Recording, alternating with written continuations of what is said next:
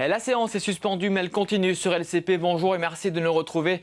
Nous allons, vous le savez, débriefer ensemble cette séance de questions au gouvernement. Et sur ce plateau, un duel de présidents, Barbara Pompili pour les écologistes et Philippe Vigier, fraîchement élu à la tête du groupe UDI, ici même à l'Assemblée. Et mes deux invités vont débattre notamment des 50 milliards d'euros d'économies et de cette polémique sur le SMIC jeune.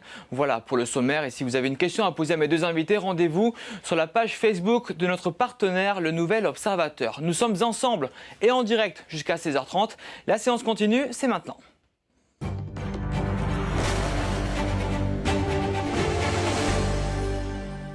Madame la Présidente, bonjour. Monsieur le Président, bonjour. Et pour démarrer, cette petite phrase de Manuel Valls, notre pays ne peut plus vivre au-dessus de ses moyens. Dans l'hémicycle, le Premier ministre est venu défendre ce plan de 50 milliards d'euros d'économies.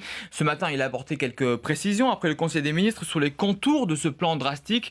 Et dans l'hémicycle, il est revenu et il a rappelé la philosophie de ce plan. Regardez.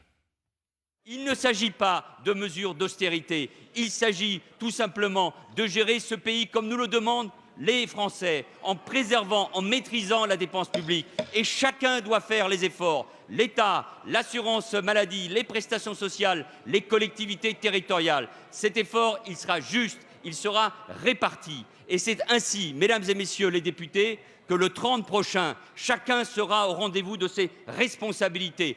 Continuer, oui, à redresser le pays dans la justice ou faire en sorte, malheureusement, à ce moment-là, que nous ne puissions pas continuer en avant. C'est ainsi que je vois la responsabilité de ce gouvernement, c'est ainsi que j'entends la responsabilité de la majorité, c'est ainsi, j'en suis sûr, que l'ensemble des parlementaires le voient. Nous avons besoin de rassemblement, nous avons besoin d'unité pour redresser le pays et c'est ce que je demanderai à l'Assemblée nationale.